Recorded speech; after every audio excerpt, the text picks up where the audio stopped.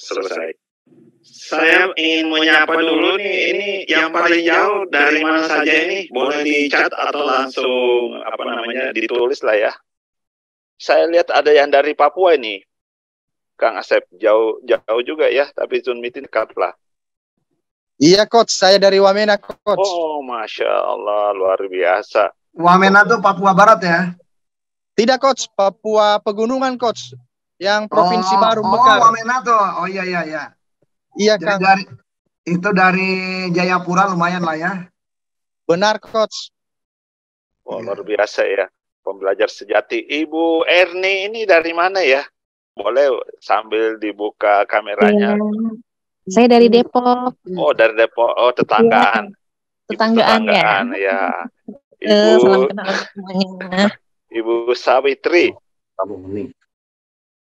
Itu. Iya, Kampung Bening juga. Asep juga Kampung Bening. Oh iya. Oke Kang Asep, tanpa menunggu ya berlama-lama mungkin kita mulai ya Kang, karena waktu terbatas. Baik.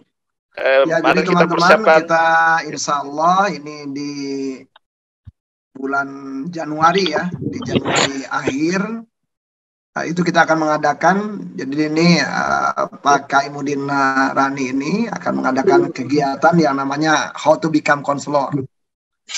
Alasannya sih sederhana saja, karena memang dulu ketika kita mendengar kata konselor itu seakan-akan peran konselor itu adalah hanya bagi beberapa orang. Pertama adalah umum yang kita kenal adalah sebagai orang yang menjadi guru bimbingan konseling ya. Jadi istilah konselor itu kebanyakan ke sana. Yang kedua, kaitannya dengan konseling yang ada kaitannya di pernikahan ya. Biasanya di pengadilan agama mereka menyediakan konselor ya.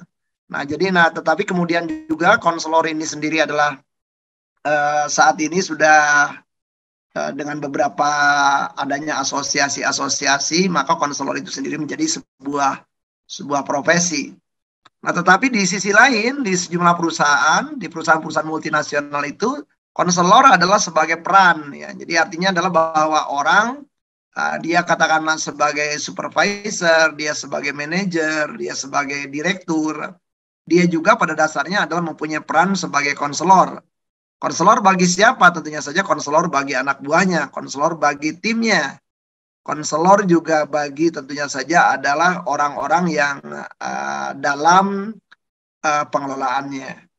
Nah, sehingga otomatis juga kalau kita jadi orang tua, maka konselor itu kompetensi seorang konselor juga perlu dimiliki oleh orang tua ya. Artinya juga apalagi kalau misalnya anak-anaknya sudah menjelang remaja, kemampuan kita mampu menjadi seorang konselor ya bagi anak itu adalah perlu dimiliki oleh orang tua, karena orang tua tentunya saja akan menemukan gitu ya masa-masa di mana memang anak-anak ini mempunyai tema-tema masalah-masalah tertentu.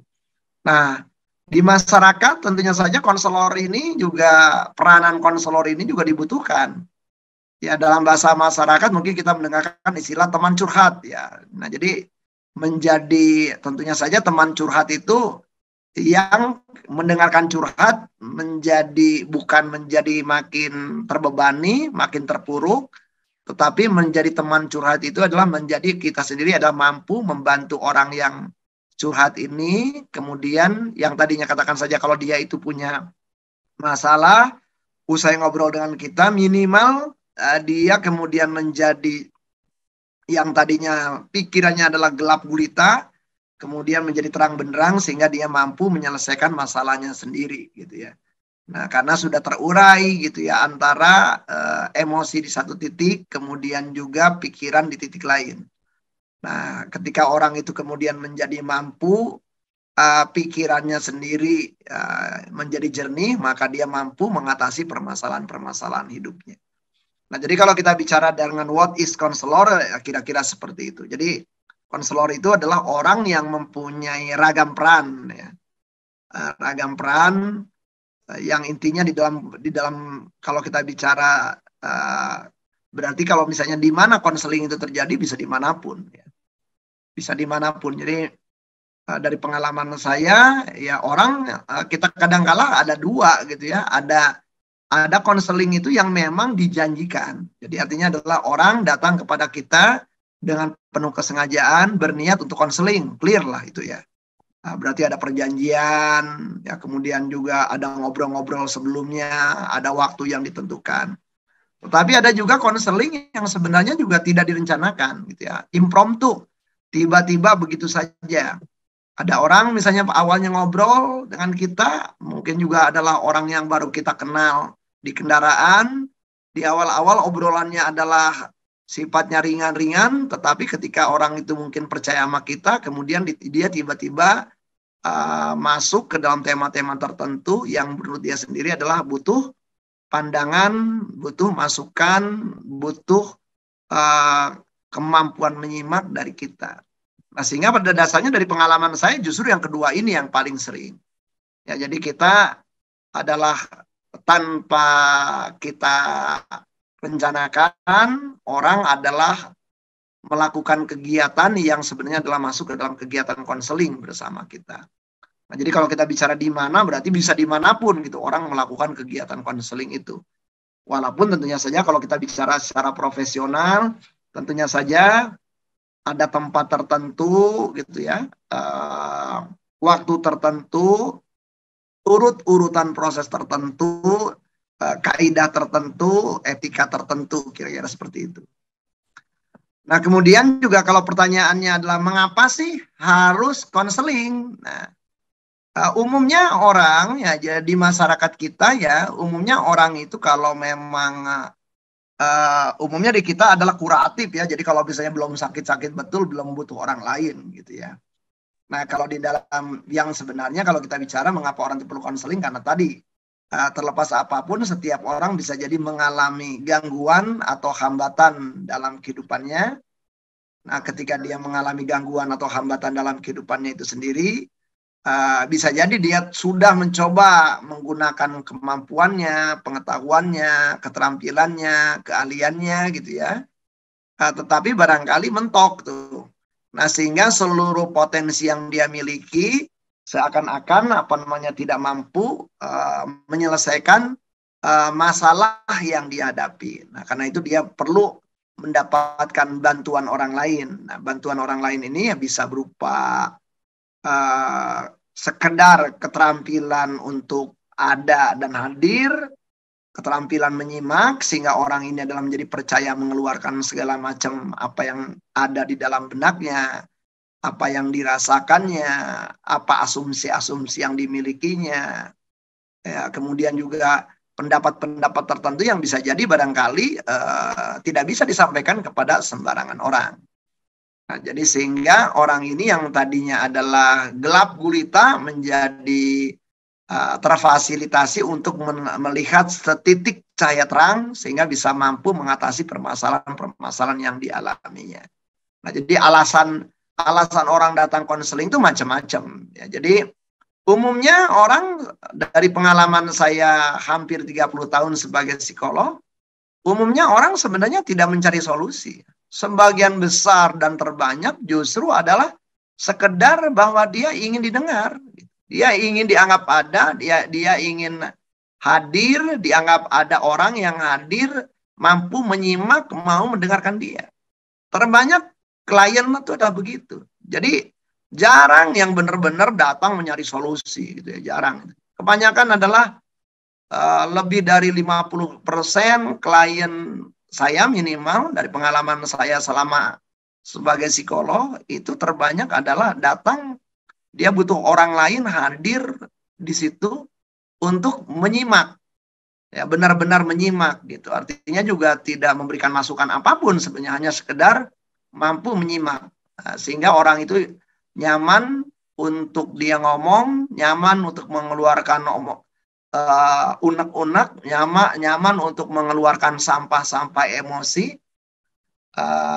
dan kemudian karena bisa jadi selama ini unek-unek tadi udah kayak magma aja tuh. Jadi artinya tersimpan di dalam dirinya, tersimpan di dalam batinnya yang akhirnya juga mengganggu proses berpikirnya.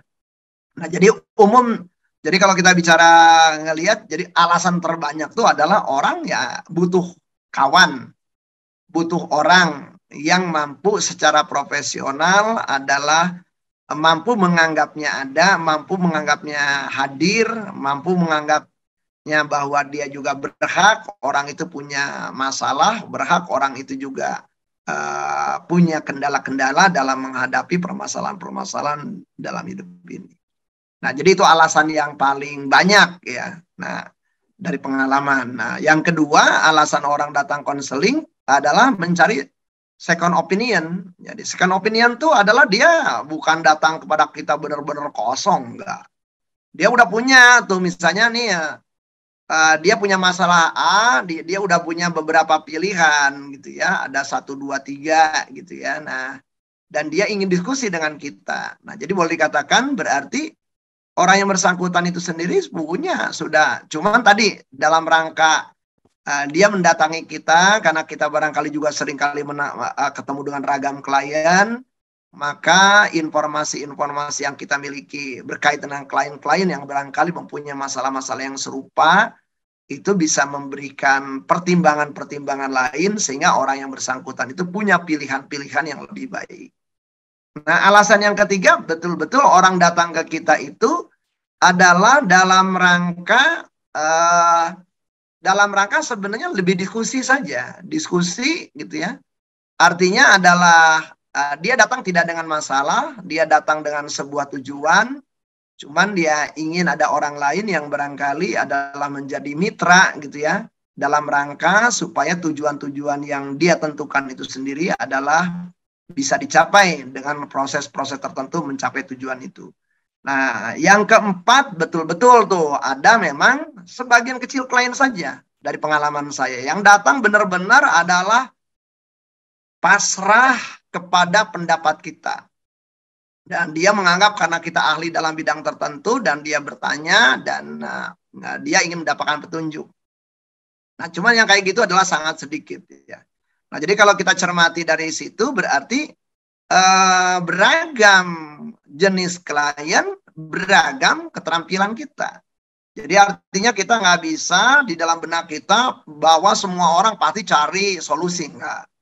Ya, jadi dalam banyak kasus justru enggak gitu ya. Artinya kalau misalnya kalau kayak gitu berarti kan Anda berarti harus menjadi sangat piawai gitu ya dalam segala hal untuk menjadi seorang konselor. Nyaris tidak sama sekali gitu ya. Nah, jadi jarang lah. Jadi artinya juga mungkin dari pengalaman saya nggak sampai 5% dari jumlah klien yang benar-benar klien itu menganggap kita adalah segala tahu tentang sesuatu dan dia akan bertanya dan dia benar-benar kosong. Itu jarang lah yang begitu. Nah, begitu ya dari pengalaman pribadi saya kira-kira begitu. Jadi kita dapat kategorikan 4 alasan klien datang kepada kita. Nah, otomatis kalau kita lihat berarti keterampilan apa saja tuh yang perlu dimiliki oleh seseorang supaya bisa menjadi konselor. Ya, kalau misalnya dalam bahasa pengalaman saya berarti yang bisa menghadapi 4 jenis klien tadi. Nah, keterampilan paling dasar adalah ya keterampilan mengenal diri sendiri justru. Bukan mengenal kliennya, justru mengenal diri sendiri. Jadi sebagai seorang konselor kita harus mengenal diri kita sendiri. Kita harus mengenal kecenderungan-kecenderungan kita. Kita perlu mengenal sebenarnya adalah pikiran kita, cara berpikir kita, cara memproses pemikiran kita, cara menafsirkan sesuatu dari diri kita. Yang kedua juga kita perlu mengenal juga adalah bagaimana kita dengan emosi kita sendiri. Yang ketiga, bagaimana kita juga mengenal bagaimana reaksi-reaksi kita, respon-respon kita. Yang keempat adalah bagaimana cara kita juga adalah mengenal pengenalan terhadap diri pribadi itu adalah syarat dasar gitu ya, ketika kita menjadi seorang konselor. Nah, setelah kita mengenal diri kita, kenapa mengenal diri kita itu menjadi lebih penting? Supaya kita kalau nangani klien itu bukan kita ikut jadi bermasalah. Nah, tanpa pengenalan diri yang baik, peluangnya kita terpengaruh oleh cerita klien, terpengaruh oleh kisah klien itu adalah besar. Sehingga alih-alih kita bisa membantu klien, malah kita menjadi bermasalah setelah menangani klien. Nah, cukup banyak konselor-konselor, ya dari pengalaman saya mendidik para konselor tentunya saja, yang justru bukan dia mampu membuat klien itu naik kelas gitu ya, tetapi justru malah dia sendiri makin banyak menangani klien, dia makin ambruk, dia makin terpengaruh. Dia makin mengalami pengalaman-pengalaman traumatik begitu. Nah, ini kenapa nih terjadi? Ya karena berarti tadi itu tema mengenal dan mengelola dirinya itu belum. Nah, jadi itu yang pertama. Nah, setelah itu kemudian baru yang kedua bagaimana kita mengenal keunikan pribadi klien. Nah, dari mana saja tuh kita mengenal keunikan pribadi klien? Dari mulai hal yang sangat sederhana, bagaimana cara dia mempersepsi dunia ini, bagaimana cara dia melihat, bagaimana cara dia mendengar, bagaimana cara dia mencium, mengecap, gitu, dan meraba rasakan seluruh hal yang di luar diri dia. Yang kedua tentunya saja adalah bagaimana kemudian dia juga adalah cara berpikir dia, cara mempersepsi dia, cara mengambil kesimpulan dia. Yang berikutnya adalah bagaimana juga dia adalah mengenal tadi motivasi-motivasi dia.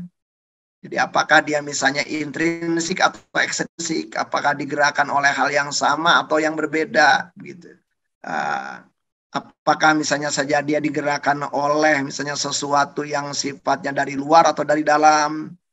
Nah, hal-hal seperti itu ya perlu kita kenali juga. Nah, kemudian juga adalah pola, nantinya adalah pola berkomunikasi klien.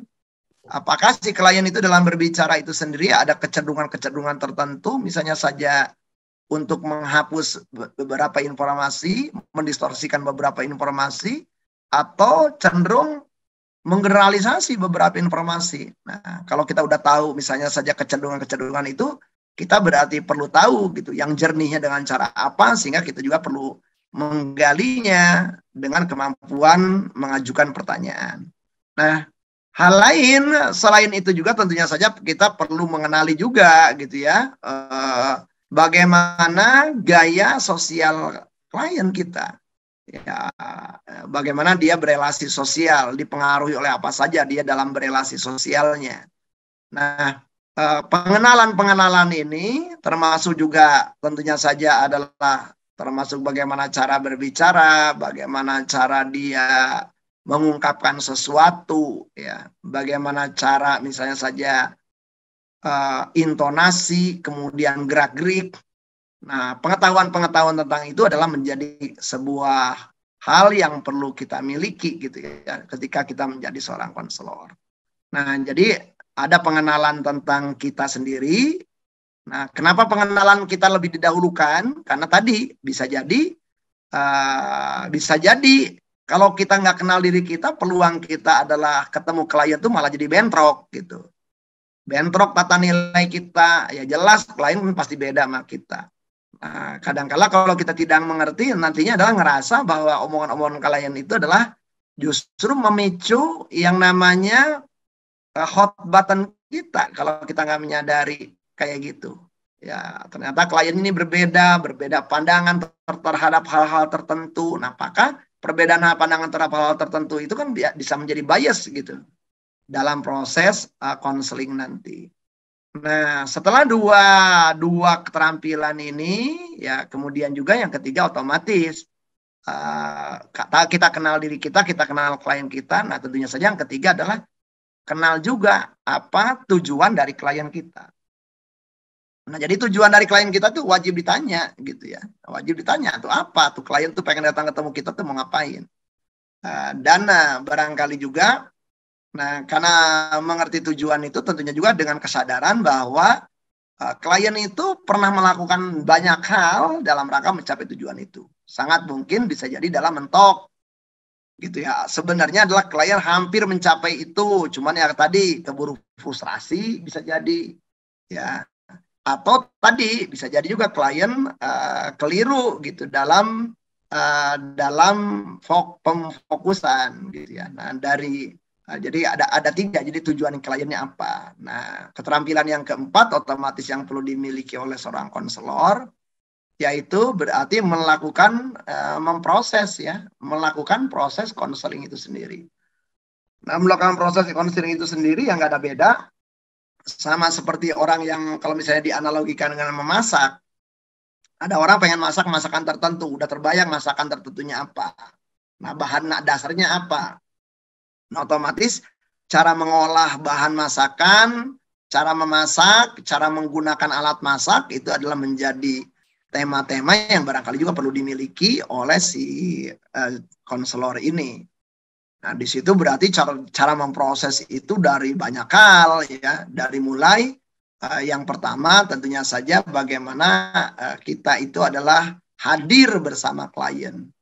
Nah, jadi banyak orang yang hadir, badan kita ada di situ, tetapi pikiran kita di tempat lain, ya berarti tidak hadir bersama klien. Nah, jadi setelah hadir bersama klien itu, keterampilan terdasarnya adalah kita mampu melakukan menyimak aktif, ya. Jadi menyimak aktif itu tidak sekedar mendengar, tetapi juga kita tahu gitu ya, apa sebenarnya yang disampaikan oleh klien, kita bisa mengungkapkan kembali apa yang disampaikan oleh klien, lengkap dengan nada, volume, beserta gerak-gerik, termasuk juga gerakan-gerakan mimik-mimik tertentu. Kemudian kita juga tahu gitu kapan suara klien menjadi berubah, entah jadi mengeras, entah mengecil, atau suara klien tiba-tiba hilang, tercekik. Karena pengamatan seperti itu adalah menjadi penting. Kemudian di dalam menyimak aktif ini juga kita bisa juga menjadi sadar, kita bisa merefleksikan apa saja yang sebenarnya ketika klien berbicara itu emosi apa sebenarnya yang terwakili dari cara komunikasi klien. Nah, jadi ada emosi-emosi tertentu yang barangkali terungkap oleh klien dan kita bisa refleksikan itu. Nah, tentunya saja juga kita bisa mengulangi kembali, kita bisa kemudian meringkas apa yang diungkapkan oleh klien, dan klien menyetujui hasil ringkasan kita bisa mengikhtisarkan penjelasan klien yang cukup panjang dengan kalimat yang relatif pendek, tetapi mewakili apa yang sebenarnya diungkapkan oleh klien. Dan di sisi lain juga kita ketika kita menyimak aktif dan juga kita menemukan bahwa klien ini berbeda penjelasannya dari menit pertama ke menit ke-5 ke menit ke-10, maka tidak ada ketakutan bagi kita, khawatir bagi kita untuk melakukan konfrontasi gitu ya. Nah, mana sebenarnya di antara pendapat-pendapat tadi, 3 hal yang tadi saling bertentangan atau saling berseberangan itu sebenarnya seperti apa? Mana yang sebenarnya lebih benar, lebih sesuai dengan data, fakta di dalam konteks kehidupan klien. Nah, berikutnya tentunya saja ketika sangat mungkin juga klien menjelaskan sesuatu tertentu dengan kalimat-kalimat abstrak, maka penting bagi kita juga mempunyai kemampuan mencoba mendapatkan penjelasan yang lebih real dari ungkapan-ungkapan klien. Nah, untuk itu berarti ada keterampilan mengajukan pertanyaan yang dibutuhkan oleh seorang konselor, ya. Dari mulai pertanyaan, konselor harus bisa membedakan pertanyaan terbuka dan pertanyaan tertutup. Konselor harus bisa kemudian juga mengajukan pertanyaan jurnalistik. Konselor harus bisa juga mengetahui pertanyaan-pertanyaan yang akan berkaitan indrawi, kemudian pertanyaan-pertanyaan psikologis, dan ada beberapa jenis-jenis pertanyaan lain. Nah, pertanyaan-pertanyaan tadi itu sebenarnya adalah dalam rangka membuat klien itu sendiri memahami tentang diri klien sendiri. Jadi konselor itu bukan dalam rangka kepo gitu, tapi pertanyaan-pertanyaan yang kita ajukan bukan dalam rangka untuk memuaskan rasa ingin tahu kita, tetapi justru untuk membuat klien lebih memahami, lebih menyadari dirinya sendiri. Nah, kemudian selain keterampilan itu ada keterampilan lain, yaitu keterampilan wicara. Nah, wicara itu berarti bagaimana kita berbicara dengan klien. Macam-macam itu. Dari misalnya kemampuan kita untuk melakukan reframing, misalnya saja. Kemampuan kita untuk melakukan normalizing. Ya, kemampuan kita untuk membuat misalnya saja metafor, gitu ya. kemampuan kita juga untuk memberikan sebuah saran, kemampuan kita memberikan umpan balik, kemampuan kita untuk melakukan komplimen, begitu. Itu juga adalah keterampilan-keterampilan yang perlu kita miliki pada waktu kita menjalankan proses konseling itu sendiri. Nah, jadi konseling itu, nah itu kalau kita bicara tentang bagaimana menjadi seorang konselor. Nah, otomatis tentunya saja proses terpenting adalah melihat bahwa klien itu bergerak gitu ya dalam proses itu menuju tercapainya tujuan. Nah, jadi sangat tergantung kembali kepada tujuan dari klien. Kita tadi udah bicara ada 4 tadi. Ya sangat tergantung. Kalau klien itu misalnya sudah tercapai tujuannya, dia datangnya ke sana. Saya mau curhat. Dan dia mendefinisikan curhat itu adalah Bapak, pokoknya dengerin aja. Saya pengen ngomong aja. Nggak usah dibantah, nggak usah diapa, nggak usah diapa. Ya kita nyimak aja. Orang 5 jam dia terus-menerus ngomong. Dan tiba-tiba dia berhenti.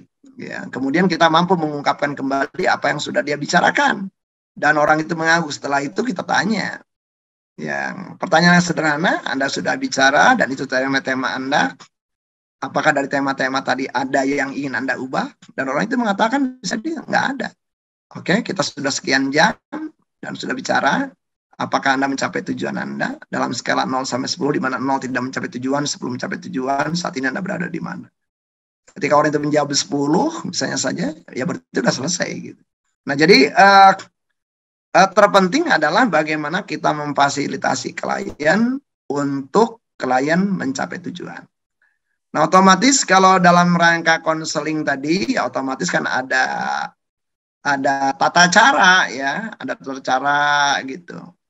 Nah, bagaimana konselor mengelola waktu dan juga tentunya saja ada hal yang paling krusial saat ini adalah bahwa tentunya saja diperlukan ragam tools ya.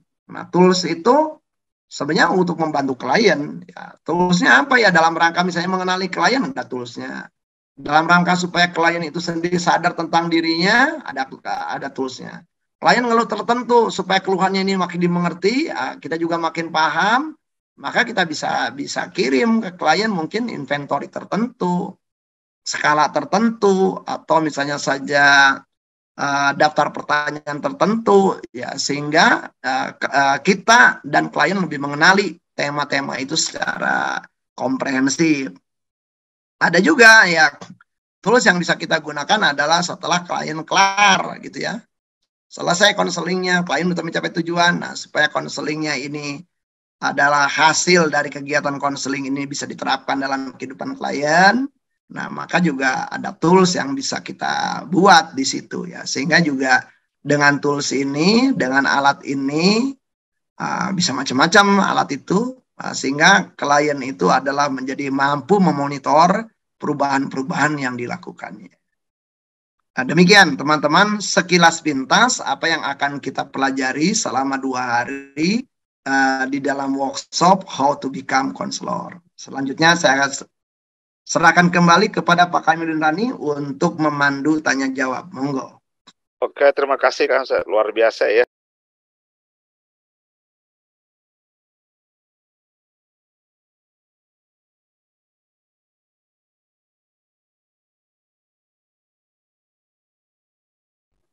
Suaranya nggak masuk, Coach. Masuk ya. Oke, terima kasih Kang Asep. Luar biasa, baru 30 menit ini semakin penasaran saya tentang kelas 2 hari ini. Jadi kuncinya adalah konselor itu harus tahu dirinya sendiri dulu ya Kang ya. Harus bisa memanage dulu ya. Baru ke klien. Jadi ada 4 tahap. Jadi yang saya rangkum di sini. Baik, tanpa berlama-lama, mungkin teman-teman kalau ada yang mau raise hand atau langsung bertanya silakan di chat atau raise hand. Saya berikan kesempatan. Silakan. Kalau ada yang mau bertanya silakan. Ini Kang, bagaimana cara buka praktek konselor mandiri di rumah Kang Asep? Ya tentunya saja kalau saya kan psikolog ya. Ya kalau artinya adalah sebagai seorang profesional ya artinya mudah gitu. Cuman mungkin pertanyaannya adalah kalau misalnya Anda bukan seorang profesional ya, kalau dokter, Anda profesional, Anda udah jadi konselor, ya otomatis tinggal mengacu saja gitu kepada ketentuan-ketentuan yang sudah berlaku.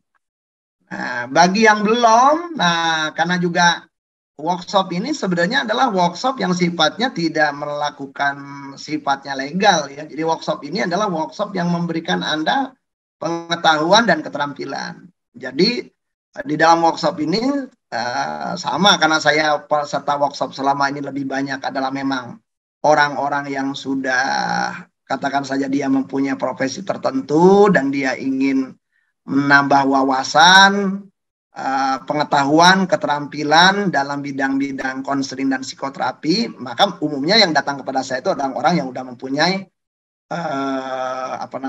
profesi-profesi tertentu.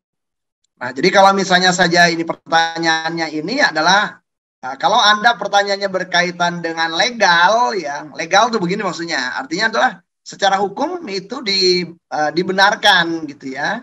Nah, maka Anda bisa itu gabung dengan nantinya adalah asosiasi tertentu yang sudah ada kerjasama misalnya saja dengan Kementerian Kesehatan misalnya saja. Jadi Anda harus gabung dulu dengan asosiasi tertentu itu.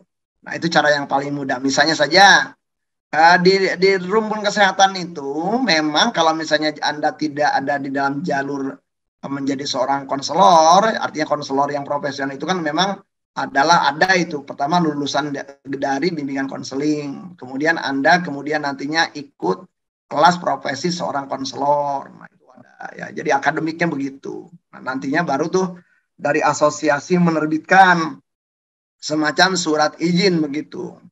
Nah, akan tetapi ada juga yang namanya lembaga-lembaga yang bermitra misalnya saya dengan Kementerian Kesehatan.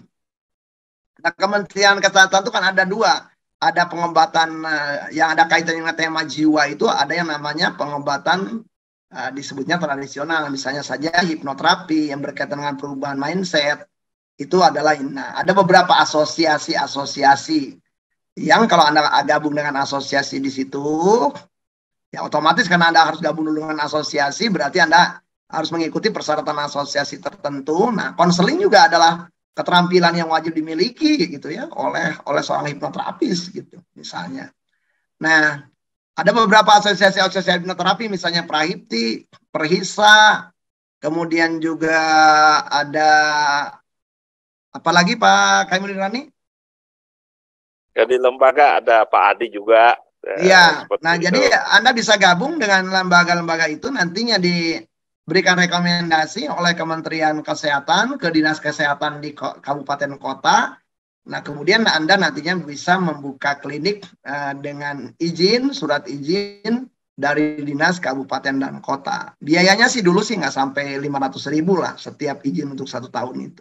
Ya. 300 biasanya Kang Asep dulu. 300.000 ya. Jadi Anda nantinya jadi karena di bawah pengobatan tradisional, maka itu nama istilah saja ya. Maka izinnya dari dinas, Anda bisa tempel tuh izin dari dinas di rumah Anda dan Anda bisa buka. Tapi tidak boleh menggunakan nama klinik karena klinik itu untuk yang namanya modern medicine, jadi seperti dokter, perawat dan segala macam. Jadi Anda bisa buka praktek ya. Bisa rumah atau geria itu mah kita bisa kasih istilah yang kira-kira begitu ya. Jadi cuman istilah yang dari mereka itu sendiri panti disebutnya ya. Demikian. Silakan berikutnya. Baik. Kang Bahrun Mubarok silakan. Iya. Tunggu kita dibuka dulu emutnya ya, Pak Bahrun ya. Silakan Pak. Mangga. Ya, Assalamualaikum warahmatullahi wabarakatuh. Terima kasih Kang Asep juga Pak Kaimuddin. Ini pertanyaan dari seorang awam nih. Ini batasan antara terapi sama counseling itu apa itu Kang ya? Kemudian seorang terapis dengan counselor itu batasannya apa gitu kan? Hanya itu aja Kang? Ya sebenarnya kalau batasan secara, jadi ini pertanyaan dari seorang awam yang dokter ya. Jadi pertanyaan dokter awam tapi dokter beda nih ya. Jadi Pak Kaimudin Rani ini dokter nih yang nanya kita nih. Oh, Masya Allah. Dokter. Jadi seawam-awamnya pun dokter yang penelitiannya juga dalam bidang tema-tema konseling ini ya. Oh, luar biasa. Apalagi ini penelitiannya juga di luar negeri, dia di Hong Kong dan Makau ini ya kan. Nggak jauh. Jadi ya sebenarnya kalau perbedaan secara akademisnya mungkin begini. Konseling itu tidak karena meskipun sampai detik ini di sejumlah ahli memandang konseling dan psikoterapi itu jadinya satu kata kali ya. Konseling psikoterapi itu dalam satu napas. Tapi dulu itu membedakan betul itu. Kalau konseling itu belum sifatnya untuk dalam rangka memperbaiki yang dalam tanda petik udah rusak. Ya, jadi tema-temanya boleh dikatakan belum si klien itu belum mengalami dalam tanda petik kerusakan, belum mengalami gangguan-gangguan yang parah yang mengakibatkan dia misalnya saja tidak bisa melakukan penyesuaian terhadap peran-peran dia. Nah, jadi dia punya misalnya saja dia digangguannya dalam beberapa hal saja gitu. Nah, tapi kalau misalnya saja sudah sampai terganggu termasuk dalam tema-tema kehidupannya, maka itu dibutuhkan psikoterapi. Jadi psikoterapi itu dalam bahasa sederhananya udah jadi ibarat kalau diibaratkan dalam kendaraan, Kang Barun punya kendaraannya benar-benar harus turun mesin. Nah, itu psikoterapi. Tapi ya ini masih ban pecah gitulah, ya ban pecah mah itu konseling lah. Lampu dashboardnya, kemudian dashboardnya lampunya mati gitu ya sehingga nggak bisa ngelihat gitu ya. Kemudian misalnya shock breaker yang ban belakang sebelah kiri kayaknya kurang mantap gitu ya. Nah, jadi kalau itu masih tema-tema konseling itu. Tetapi kalau tema-tema yang membuat si kendaraan tadi nggak bisa lagi bergerak ke peluangnya, maka itu psikoterapi. Nah, dulu tuh begitu. Tapi kalau sekarang sih memang konseling nyaris karena barangkali orang-orang datang ke konselingnya juga udah tema-tema psikoterapi kali Pak Barun ya. Maka sebenarnya ya mau tidak mau seorang konselor nggak cukup dia menguasai keterampilan konseling gitu. Karena banyak klien yang dari awal pun sebenarnya udah tema psikoterapi gitu. Sudah tidak cukup dengan kegiatan konseling lagi. Demikian. Tetapi kalau secara akademik sih beda itu. Jadi kalau kita mau secara akademik itu sebenarnya kayak saya begini kalau jadi konselor. Oh sorry nih, saya bisa ngebantunya Anda sampai sini saja. Karena dari sini sampai ke depannya Anda perlu menggunakan psikoterapi. Anda akan saya rujuk. Harusnya begitu gitu ya kalau misalnya ini. Tapi nyaris nggak ada yang begitu gitu ya. Udah digarap semuanya aja gitu ya. Nah, jadi umumnya begitu. Kan? Kenyataannya justru banyak yang malah loncat belajar psikoterapi dulu, konselingnya nggak belajar dulu gitu Kang. Banyak yang seperti itu. Ya kalau toh itu yang terjadi ya tadi kelemahannya dari orang yang belajar psikoterapi tanpa belajar konseling. Tadi ada beberapa keterampilan dasar yang justru hilang, yang akhirnya terapinya juga nggak begitu efektif juga gitu. Karena sebenarnya keterampilan kita melakukan psikoterapi itu kan perlu didasari misalnya gini lah, ada orang yang sebenarnya secara psikoterapi cocok nih orang pakai hipnoterapi misalnya, tetapi karena kita nggak mempunyai keterampilan konseling dasar ya kita mainlah hajar aja langsung hipnoterapi.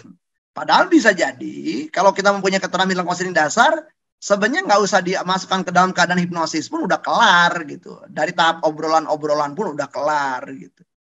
Nah jadi otomatis lah kalau kita lihat memang kurang banyak justru orang-orang yang belajar psikoterapi tapi tidak belajar konselingnya.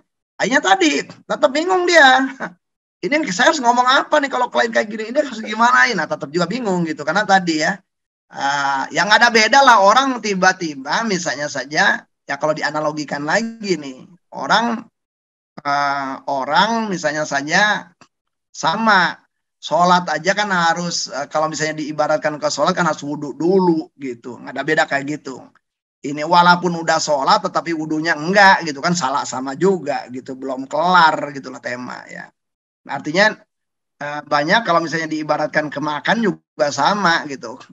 Kita kan paling enak gitu makan sambal itu kalau ada lalapnya, tapi sambal doang tanpa lalap nggak asik ya. Sambal itu kira-kira begitulah.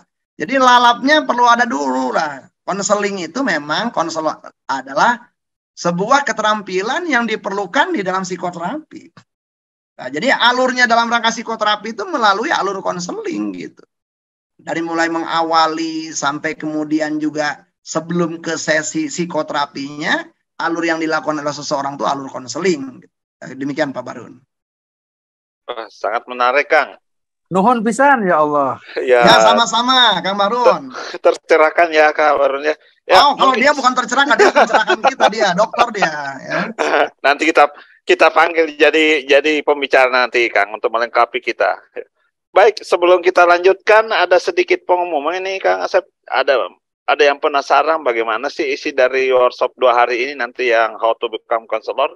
Mangga tim ditampilkan slide-nya. Jadi nanti insya Allah tanggal 28, 29 kita akan mengadakan How to Become Counselor ini di Bogor, Kang, selama 2 hari dan insya Allah kita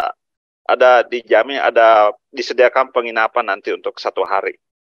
Jadi acara dari jam 8 sampai jam 5 nanti ya Kang Asep sendiri yang berbicara, saya hanya membantu. Jadi di sini akan dibahas tuntas tentang insya Allah tentang konselor itu sendiri. Dari awal apa saja yang dipelajari nanti lanjutkan slide-nya. Kita sambil tunggu. Dan menariknya ini Kang Asep, insya Allah nanti bagi pendaftar yang sekarang 5 orang ini saya kasih hadiah buku dari Kang Asep ya, Forgiveness Therapy. Saya masih ada 5 buah nih Kang Asep, buku langka. Jadi tadi udah diungkapkan Kang Asep bahwa peran sebagai konselor itu bukan hanya dijalankan oleh konselor. Jadi siapa saja itu bisa menjadi konselor, baik itu orang tua, guru, dan pimpinan. Lanjut Kang.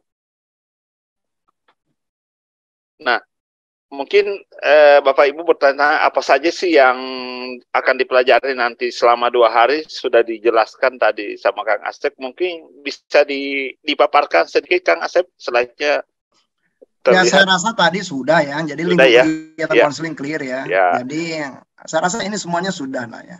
Sudah dijelaskan definisinya, jadi benar-benar dari konsep awalnya sampai toolsnya gitu. Jadi banyak ragam tools yang akan teman-teman dapatkan pada saat belajar selama 2 hari ini. Banyak asesmen keunikan-keunikan klien yang akan kita pelajari, ragam klien dan cara penanganannya itu nanti insya Allah akan dibongkar nanti di workshop selama 2 hari di tanggal 28 dan 29 Januari. Lanjut. Nah, tentunya fasilitas ini kita ada penginapan, jadi insya Allah di tanggal 28 kita kasih penginapan, kemudian ya biasa ada coffee break, lunch, handout materi, dan tentunya ada sertifikat kehadiran. Seperti itu Kang Asep. Ya, hati-hati, itu bukan sertifikat tanah Pak Zainuddin ya. Kalau dikasih saya ambil Kang. Investasinya ya sangat-sangat terjangkau ini. Jadi biasanya kalau saya mengadakan itu sekitar 9 juta, ada yang 7,5 selama 2 hari, tapi ini karena kelasnya luar biasa, saya udah nego sama Kang Asep, mohon dong dikasih keringanan buat teman-teman. Jadi normalnya 7,5 juta dan malam ini khusus untuk 5 pendaftar pertama kita kasih 5 juta Kang Asep. Dengan bonus 5 buku nih. Setiap peserta mendapatkan 1 buku Forgiveness Therapy. Kalau perlu ditandatangan Kang Asep nanti. Seperti itu, jadi alhamdulillah sudah banyak yang mendaftar, jadi kita batasi ya kelasnya ya Kang Asep ya, jadi agar efektif untuk pembelajarannya, simulasi dan tanya jawabnya seperti itu. Kita akan lanjutkan Kang Asep. Tanya jawab ada dari chat ini ya, info pendaftaran boleh ke 0821 silakan dicatat. Gampang 0821 123 20 123. Informasinya silakan dihubungi untuk mendapatkan bonus ya 5 buku ya bagi 5 pendaftar pertama. Demikian Kang, kita ada pertanyaan ini. Baik, jadi kita lanjut saja. Ini ada beberapa pertanyaan. Ya, jadi pertama adalah tadi saya sudah jawab.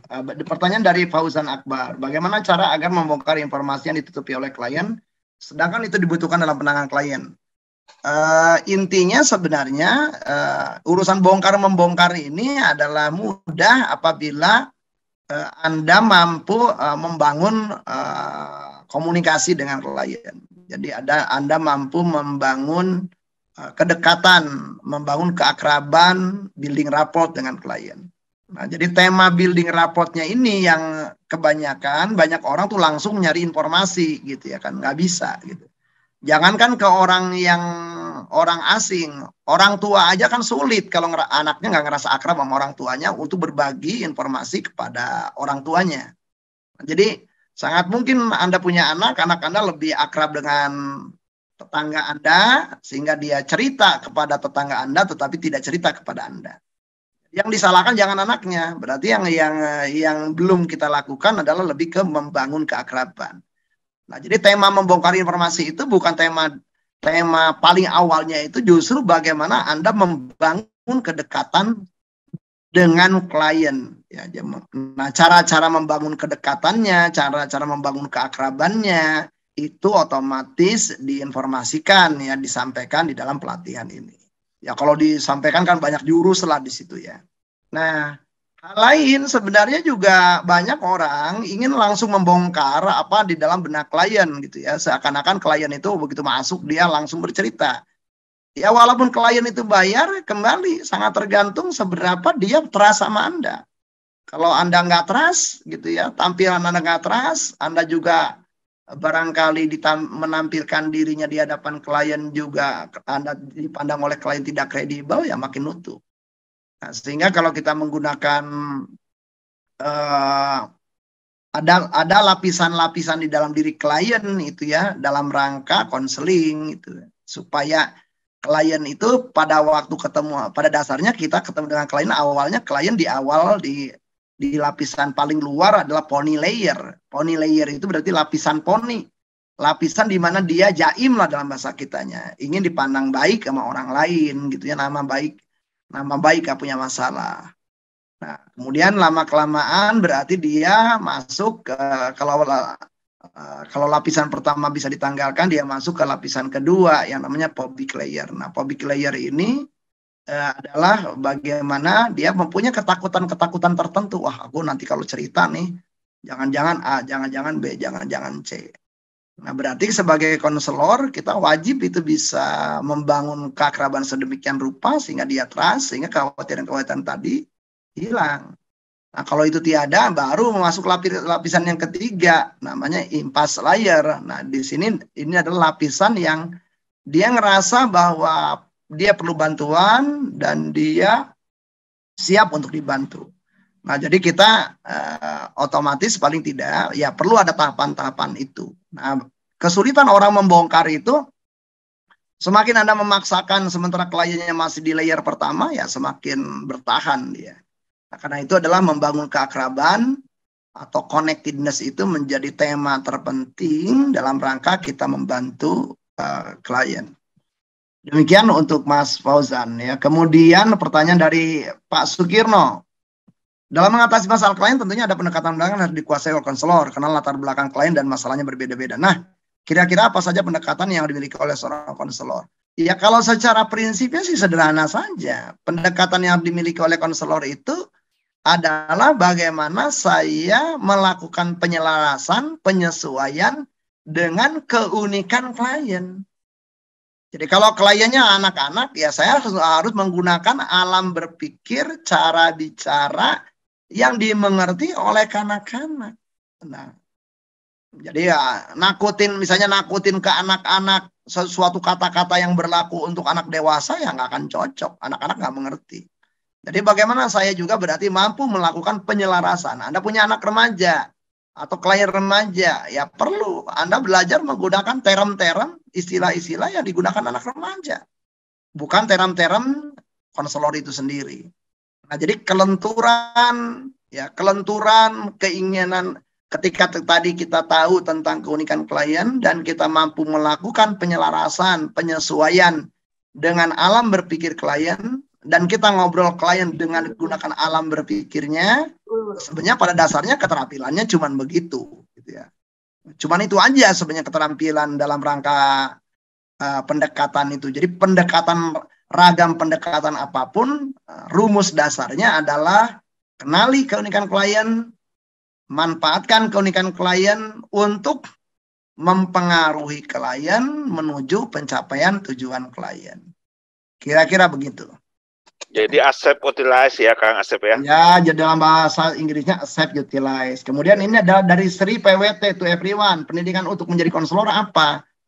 Ya kalau kita bicara pendidikan resminya yang ada S1, S2-nya ya otomatis ada. Sangat tergantung kalau Anda misalnya dari jalur pendidikan ada yang namanya bimbingan konseling.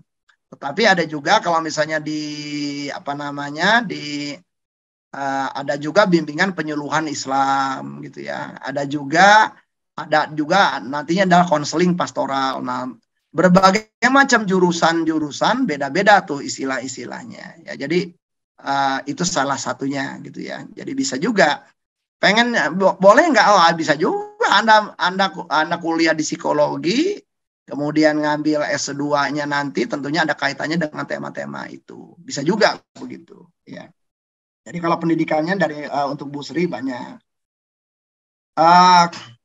Bu Yeni Ernani, berapa tarif 1 kali konseling untuk konselor yang bukan psikolog? Nah, ini Ibu nanti bisa tanya secara pribadi kepada Pak Kaimudin itu ya. Pak Kaimudin itu bukan psikolog beliau.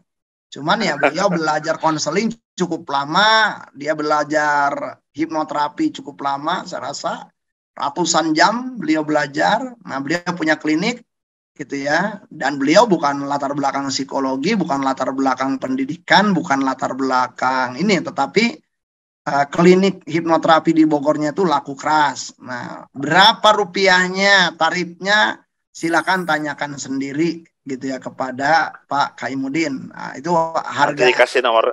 Dikasih nomor HP-nya Kang. Iya, saya rasa begitu aja. Jadi ya silakan.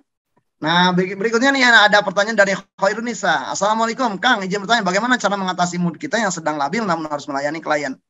Ya, Anda harus jujur itu kepada klien. Makanya tadi di awal ada kalimat tadi ya, berarti kita salah satu kode etik dalam klien itu adalah termasuk kita jujur bahwa hari itu, saat itu, misalnya Anda ngalami sesuatu masalah, segala macam, Anda bisa ngobrol kepada klien, gitu ya, bahwa ini saya sedang mengalami permasalahan yang memang membutuhkan konsentrasi saya terhadap permasalahan itu, dan tentunya saja ini tidak nyaman bagi Anda. Apabila Anda siap untuk dirujuk kepada sahabat saya, gitu ya, saya akan rujukan kepada sahabat saya. Dan apabila misalnya saja memang Anda membolehkan gitu ya untuk kita melakukan reschedule gitu ya, pembuatan schedule baru. Nah, artinya ada tema-tema kayak gitu. Nah, itu kan lebih tema-tema etik saya rasa. Nah, jadi otomatis karena tadi kenapa? Mengenali diri, mengelola diri adalah number one. Ya, karena kita nggak bisa tahu gitu apa yang akan terjadi pada waktu ketemu dengan klien itu. Nah, otomatis caranya kayak gimana mengenal mood ya itu berarti kan banyak hal gitu ya. Banyak ragam jenis psikoterapi yang bisa digunakan dalam rangka mengelola mood Anda.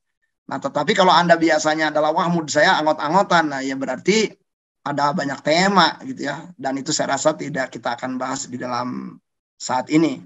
Tetapi jawaban sederhananya adalah tentunya saja kita ketika Anda udah janji dengan klien di jam tertentu, tanggal tertentu, maka yang pertama kali otomatis Anda perlu mampu mengelola diri Anda.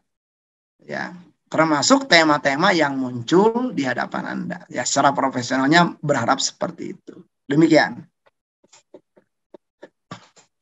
Baik Kang, ada ini chat ke saya nih, bagaimana menjadi konselor yang efektif menggunakan waktu terbatas tanpa terjebak dalam nasihat-nasihat. Ya kembali kalau misalnya ya dia tahu dulu berarti kembali kan kepada tujuan dari klien ya. Nah, kadang-kadang tujuan dari klien itu yang para konselor itu bisa jadi lupa nanya gitu. Nanya tujuannya apa? Kalau tujuannya pengen curhat ya ada masalah curhat itu.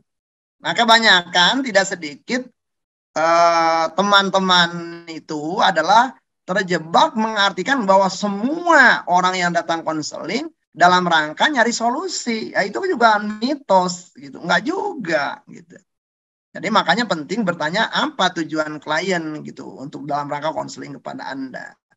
Ya, jadi ada juga yang saya cuma pengen ngobrol-ngobrol doang. Oke, kalau ada pengen obrolannya mau tentang apa? Apa saja yang muncul dalam kepala saya. Lalu respon saya harus apa? Supaya sesuai dengan tujuan Anda. Ya respon Anda menanggapi. Kalau menanggapi itu seperti apa? Ya kalau misalnya pendapat saya ngaco, boleh Bapak koreksi.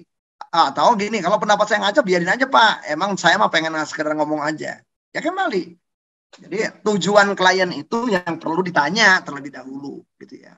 Nah jadi jangan berasumsi bahwa seluruh klien datang kepada kita dalam rangka solusi. Belum tentu. Dari pengalaman sebagai psikolog hampir 30 tahun, saya tidak melihat itu. Gitu ya. Jadi sedikit sekali sebenarnya. Enggak sampai dari 30% yang benar-benar dia datang dalam rangka mencari solusi. Nah, klien yang datang mencari solusi itu justru klien yang tahu batasan waktu. Gitu. Karena dia udah jelas gitu dari awal saya ingin mencari solusi. Nah, mencari solusi itu kan jelas batasan waktunya. Jadi kalau misalnya Anda punya sesi konseling 60 menit, wah clear itu. Pembagian waktunya clear gitu ya. Jadi Anda bisa dibicarakan dengan klien Anda di menit-menit awal. Bagaimana Anda berdua dengan klien membagi waktu. Nah, otomatis kira-kira begitu. Nah, tapi kalau orang tujuannya curhat, ya terserah dia mau curhat berapa lama gitu. Selama dia janjiannya dengan Anda 3 sesi. 3 sesi katakanlah satu sesi 1 jam, berarti 3 jam. Dia mau ngomong terus, ya biarin aja kan gitu. Ya, orang saya memang pengen curhat aja Pak, pokoknya saya pengen curhat, dan Bapak dengerin, ya udah gitu. Nah jadi kembali kalau misalnya kayak gitu, kembali tergantung dari, jadi jawaban Anda ini atas pertanyaan Anda sangat tergantung dari tujuan klien datang kepada Anda apa. Ya, jadi tujuannya apa nih gitu datang kepada Andanya, itu yang barangkali akan membedakan gitu ya jawaban-jawaban Anda. Nah, jadi kira-kira gitu Pak Kaimudin ya. Oke, cukup atau masih ada? Ini masih banyak pertanyaan apa? Kita satu lagi, Kang Asep. Boleh Pak, satu lagi boleh lah, silakan. Nih, bagaimana cara menjadi konselor tanpa kesan menggurui atau menyuruh? Ya kembali, menggurui boleh nggak kan gitu ya? Boleh. Nyuruh boleh nggak? Boleh. Nah, yang mengharamkannya sangat tergantung kliennya.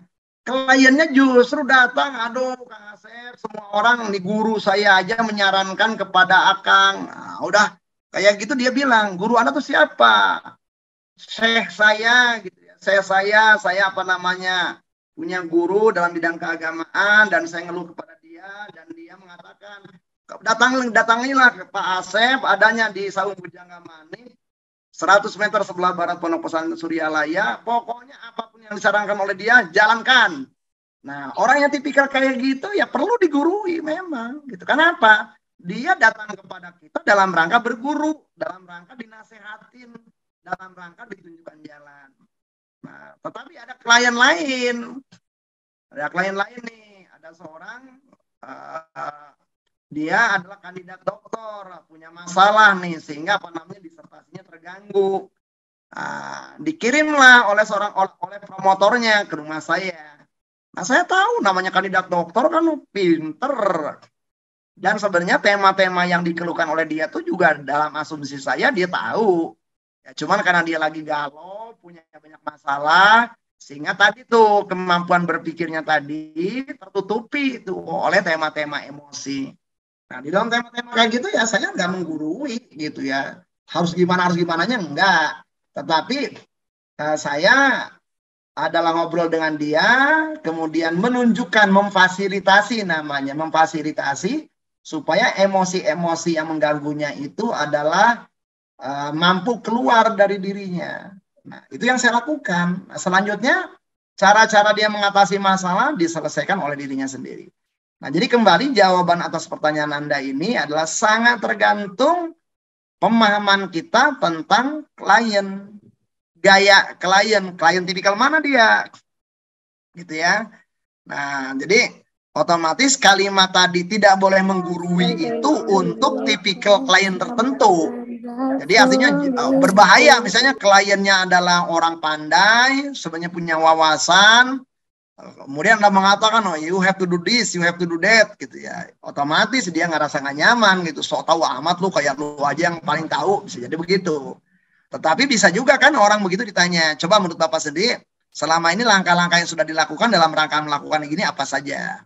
Apalagi.